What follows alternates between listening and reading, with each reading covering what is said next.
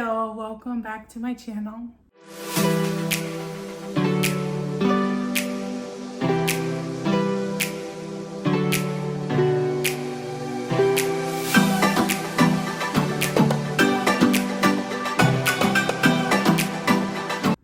You know the deal, we're surrounded by books. We have a few options. Today's option is a book haul.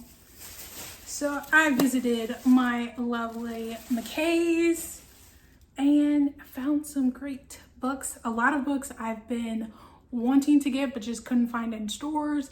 And then some books I've never heard of but sounded really interesting. But you know, as always, a successful trip to McKay's. McKay's never disappoints. And as always, I like to go to McKay's right when they open because I feel like I get the best lay of the land if I'm there when they open. That's just me. It might be different for other people, but I find the best time to go is right when they open. So let's get into the haul. First up, we have The Empress by Kristin. So this book has been on my list. I did see this in stores one time and I didn't get it. I said, you know, next time. And next time came around and the book was nowhere to be found. And this is part of a series that is on my TBR, and I'm pretty sure the second book is either out or it's about to be out. So I can finally start said series. And also this author, let me see if I can show if it's in here. Why is it like not in here? But I've read this author before in middle school. She wrote a series and I was trying to see if they were going to show her other books at the front of here. They have not, but all to say, I've read the author before, enjoyed the books. So that's why this one was immediately put on my TBR. He's a ruthless, battle-scarred warrior with a dark past, and she's stuck pretending to be his wife to save a fantasy kingdom. The Arcana aren't just figures in the tarot deck. They're real. Terrifyingly real. That's what I learned when I found a tarot card in the snow and was yanked from my world into Towerfell. The first thing the people of this harsh, cruel realm did was try to kill me. And they probably would have succeeded if Cain hadn't taken me to his hideout in the woods and nursed me back to health. I don't know if I can trust him. He's too hot to be good news. He's definitely hiding secrets, and I've already seen him kill 2 people to protect me. If I hadn't been helplessly dumped into his world, the blood on his sword and his dark brooding mood would have me running in the opposite direction. But right now, convincing the Kingdom of Pentacles that Cain and I are married is my best chance of getting into the palace and back to my own world. Because there's something wrong with Towerfell, something deeply, deadfully wrong. And if anyone finds out Cain and I aren't really husband and wife, well, then both of us are dead. All right, as always, fake dating, anything in that realm, I love it. It's one of my favorite tropes. So I have high hopes for this one, a fake marriage. You have to pretend to be husband and wife. Sign me up because it's always going to be good. And I'm wondering if she'll actually get to her world, and if she does Cain come back with her? Or is the relationship going to start to feel so real that she actually wants to stay in Towerfell and helps to fix it? And how damaged is it? Like, what's going on in Towerfell? Yeah, so I'm here for it. I mean, Cain is also willing to kill for her to protect her. It's pretty sweet. You know what I'm saying? It could be, you know, she could be in worse hands. So it doesn't seem that bad, to be honest. So yeah, I definitely here for it. Love a fake relationship. I will always read a fake relationship. So this book has a total of 385 pages. So I got it for $6.50, with the original price being $18.99. Also, as always, I will put the original price and the price I got it for on the screen. Moving on. Next, we have Defy the Night by Brigid Kemmerer, or Kemmerer. I don't know if I said that right. but this has been a series that I've wanted to start for the longest time. It is a trilogy by her. I have seen all the books. I know they're all out. I just didn't own any before this trip. And here's a little fleur-de-lis on the hardcover. It also comes with a bookmark and then the fleur-de-lis end pages. It's also signed by the author because this is a Fairy Loot exclusive from, what is that, 2021. And then a reversible dust jacket with our main characters. Love it. So yeah, I found this. I was like, great, I can finally, start this series because I've heard really, really good things about it. And she has a bunch of books that are out that are all on my TBR. A spark of rebellion is all it takes to defy the night.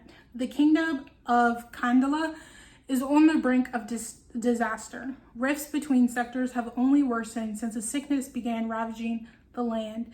And the only known cure, an elixir made from the moonflower petal, is severely limited. Within the royal palace, the king holds a tenuous peace with a ruthless hand. Out in the wilds, apothecary apprentice Tessa Cade is tired of seeing her neighbors suffering, ignored by unyielding royals. Every night, she and her best friend, Wes, risk their lives to steal moonflower petals and distribute the elixir for those who need it most. But it's still not enough.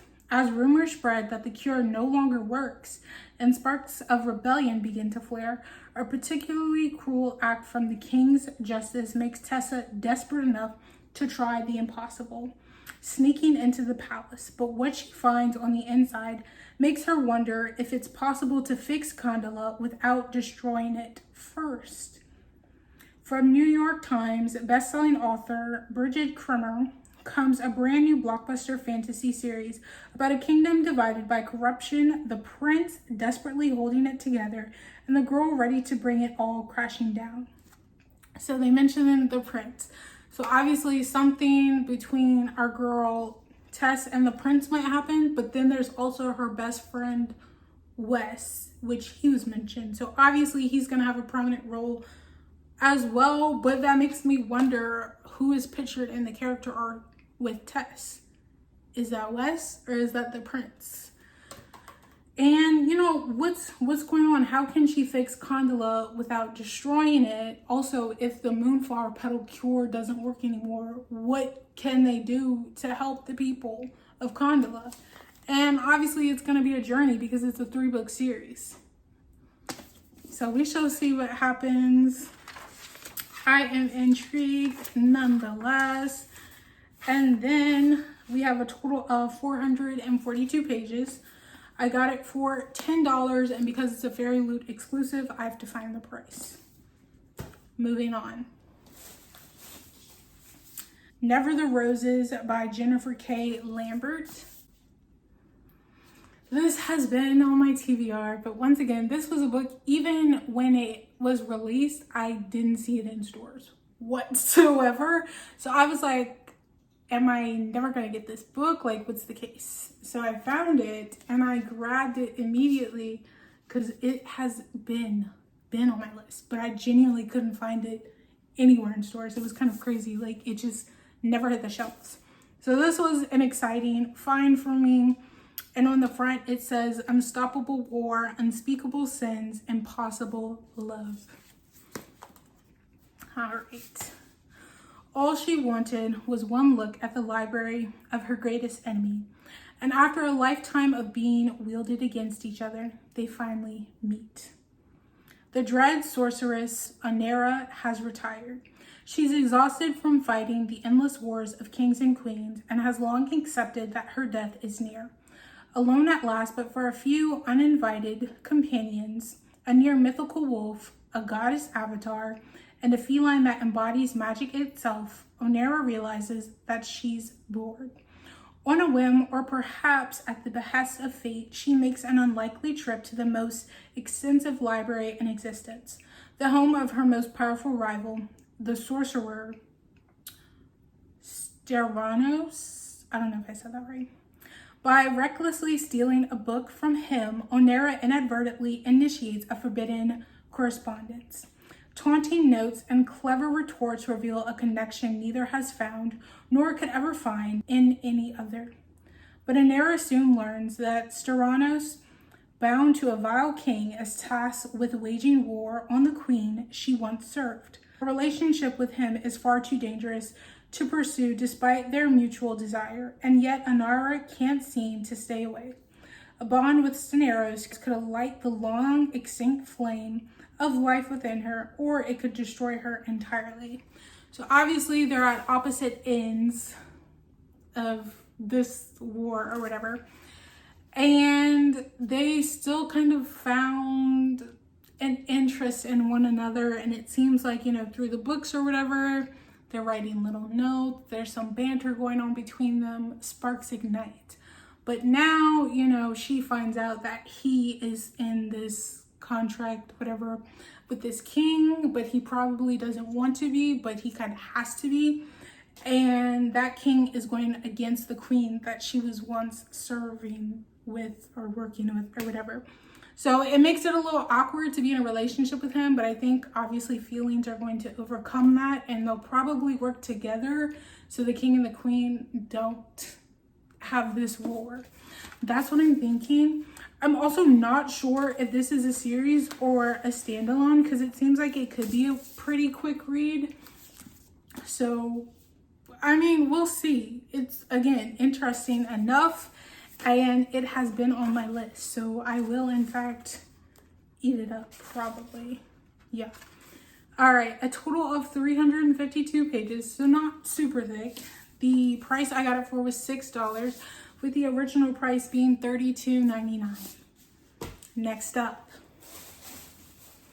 this is Rose and Chains by Julie Soto. I am so happy to have this book. So this was another book, when it dropped, I wanted to get it, but it literally sold out everywhere. Everywhere it was gone. And by the time it was restocked places, it was still off the shelves. And then after that, it was back on the shelves. But it wasn't the first edition print run with the edges and everything, which, you know, I wanted this version. So I didn't think I would ever get it. So when I found it, I said immediately add it to the cart. I don't even care, add it to the cart, because this has been on my list. It's also the start of a series, and I know book 2 is coming out soon.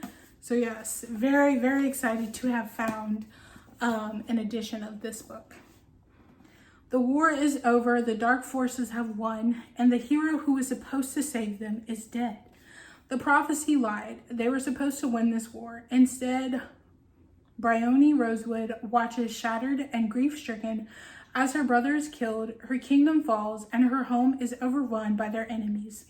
Now Evermore is no more, and Bryony is sold at an auction, prized only for her remarkable magic. But defeat isn't nearly as agonizing as being sold to Tovin, a scion of the powerful and devious Hearst family, because Bryony knows Tovin all too well from his merciless taunting all through school. Now he's grown into a man Bryony cannot ignore, the silver-haired and impossibly, unfairly beautiful. And while Tovin is most definitely her enemy, he's something else too, something unexpected. But in a world where magic can instantly crush a human heart and even thoughts can be stolen, there can be no such thing as love, not for Bryony. A secret rebellion is brewing, and she needs to find a way to escape her cage and join it. Yet, despite the horrors of her new world and the role she must learn to play within it, all is not lost. Help and hope may yet arise in the most unlikely of places. So in Enemies to Lovers, that is another trope that will do it for me every single time. I love Enemies to Lovers. Love it, love it, love it.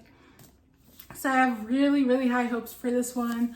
I'm wondering though, kind of like what their school experience was like, and maybe if we'll get a glimpse of their point of views from school to get a better understanding of how they have this relationship now.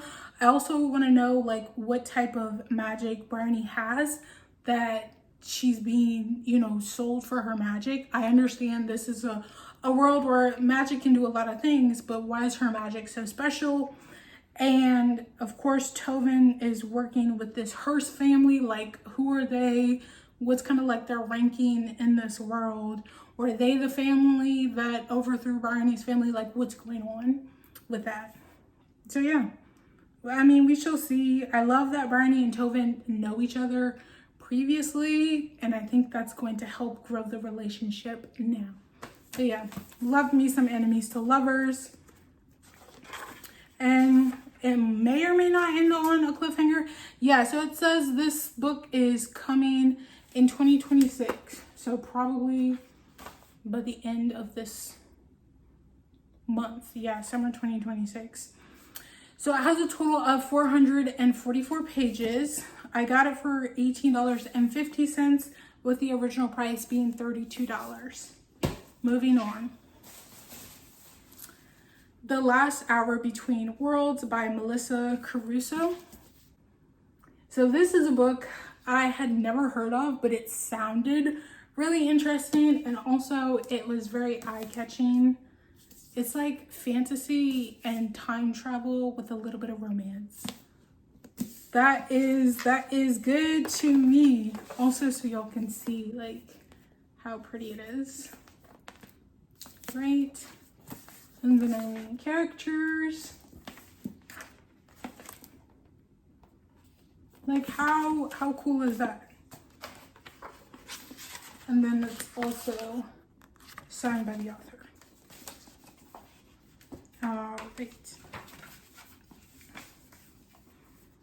A star investigator and her rival journey through layers of reality to save the world as they know it in this whip-smart adventure fantasy packed full of reality bending, magic, sapphic romance, and tantalizing mystery. Kemmerer Thorne is spending a precious few hours away from her newborn, and she's determined to enjoy herself at the year-turning ball. But when the guests start dropping dead, Kim has no choice but to get to work. She's a member of the Guild of Hounds, after all, and she can't help picking up the scent of trouble, especially when her professional and personal nemesis, notorious cat burglar Rika Nonsuch, is also on the prowl. At the heart of the mayhem is a mysterious clock that sends the ballroom down into strange and otherworldly new layers of reality every time it chimes. As the party plunges through increasingly dangerous versions of their city, Kim will have to rely on her wits and Rika to unravel the mystery before catastrophe is unleashed on the road. Like, tell me that doesn't sound interesting. We're at a ball and people start dropping dead. Obviously, she's gonna want to figure out what's going on so she's not the next one to be dead on the floor. And then come to find out her nemesis is at the same ball, and now they're thrown into this place where they have to work with each other. Yup, a little bit of enemies to lovers here. We love to see it. We love to see that. I am here for it. And how does this clock essentially time travel and bend realities? I think that's so cool. So a time traveling, reality bending, fantasy mystery romance. Yeah, that is so interesting to me. I said never heard of it, but I am intrigued. A total of 388 pages, and then I got it for $15, and this is an Illumicrate exclusive, so I'll have to find the price. Moving on.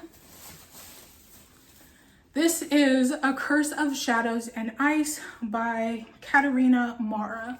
So I've actually already read this book. I read it on Kindle, really enjoyed it. It's a Beauty and the Beast inspired retelling, so good. It's also very quick to read. I devoured it. But then when I went to get a copy of it, none were on the shelves.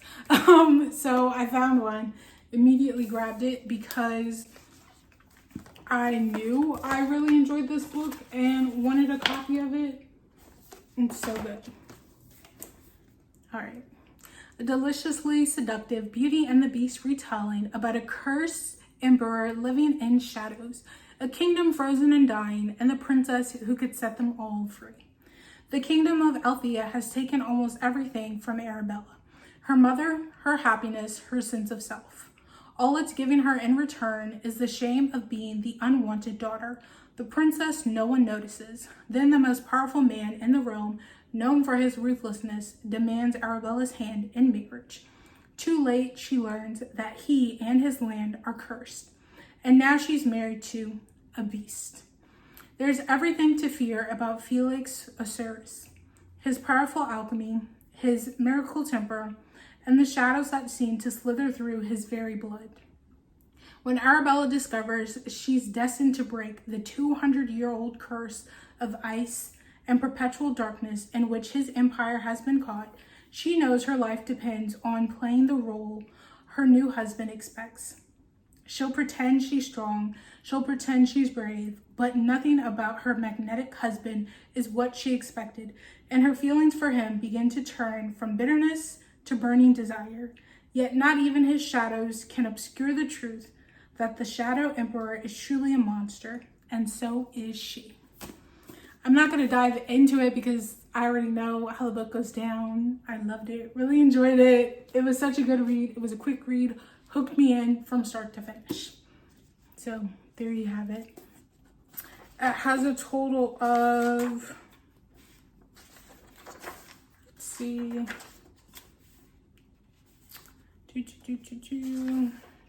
304 pages. This is also a series. It's going to be an interconnected standalone series. I got it for $10 with the original price being $32. Almost finished. Then we have House of the Beast by Michelle Wong. This is another book that has been on my list. It is a mix of horror, fantasy, a little bit of romance. It's a lot going on, but it also very intriguing, and I have been, wanting to read this book for a while. I just hadn't gotten it. There we go. And then the other side of the desk jacket. And this is also the debut novel from the author.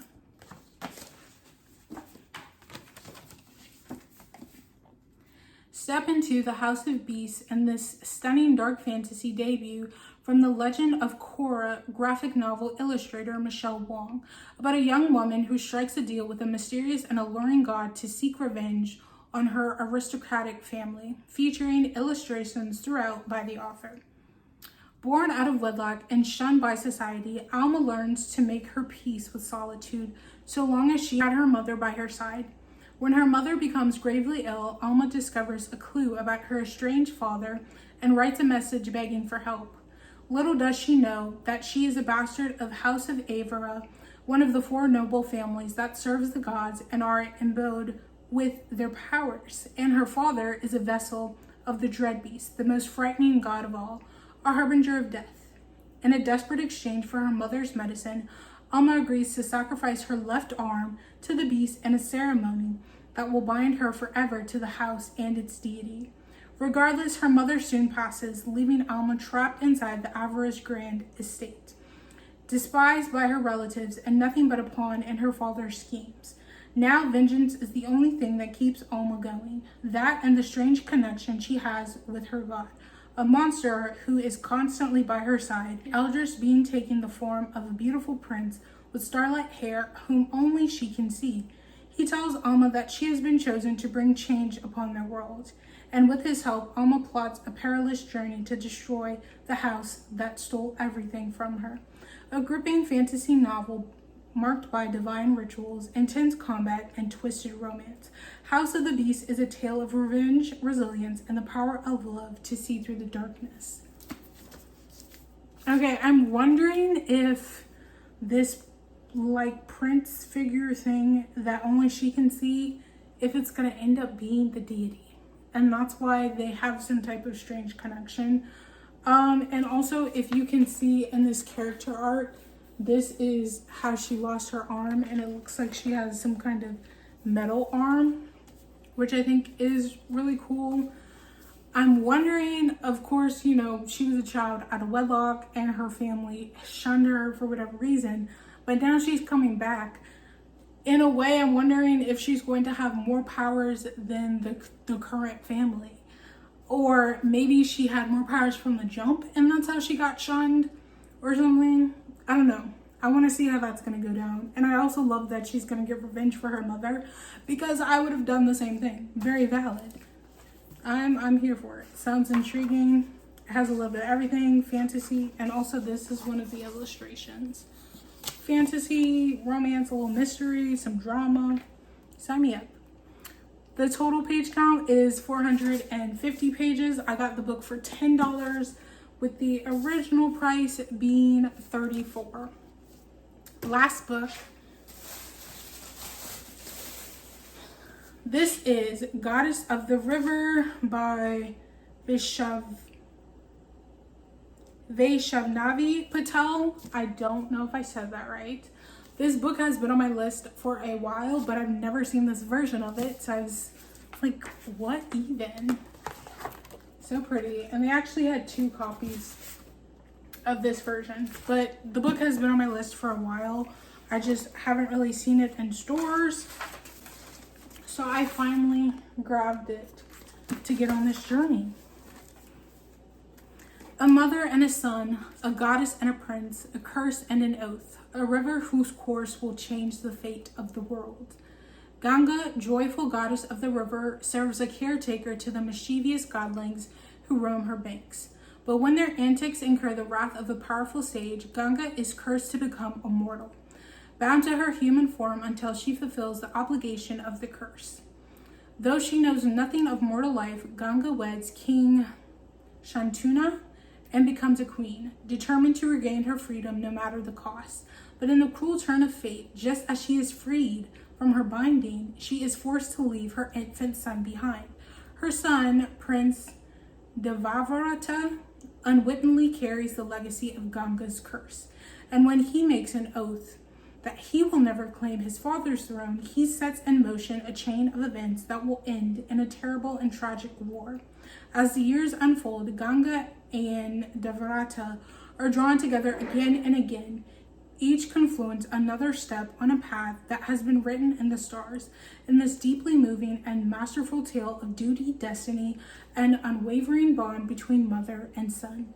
A powerful reimagining of the story Ganga, goddess of the river, and her doomed mortal son. From Vaishnavi Patel, author of the instant New York Times bestseller, Calculator. I am sorry if I butchered any names, any pronunciations. I was trying my best. But it sounds like it's a lot going on. Obviously, a mother and a son's relationship. They both seem to be doomed in sorts. But as the years go on, their paths are still crossing. I'm wondering kind of what's been written in the stars, what is playing out, what can they actually change to make this better. I hate that in a way, you know, she has completed things and her binding is lifted, but then she has to leave her son. And it also seems like the son doesn't want to follow in his dad's footsteps. So is the king a bad guy? What's going on? The curse? How did we get here? How is he carrying on the curse? It seems very interesting. I'm wondering, of course, if the curse is going to be broken and if, you know, mother and son will actually get to live happily ever after. I don't know the original story, Ganga, Goddess of the River, but very intrigued to see this reimagining, how it's going to play out. And this has a total of 403 pages. I got it for $17, and this is an Illumicrate exclusive, so I will have to find the original price. That is my last book in the haul. A lot of very good finds and books that I'm very excited to read. So yeah, you know, as always, I'm ready to start reading. But hopefully y'all enjoyed this video. If you did, please give it a thumbs up. If you would like to see more, please hit the subscribe button down below. Peace and blessings, my loves.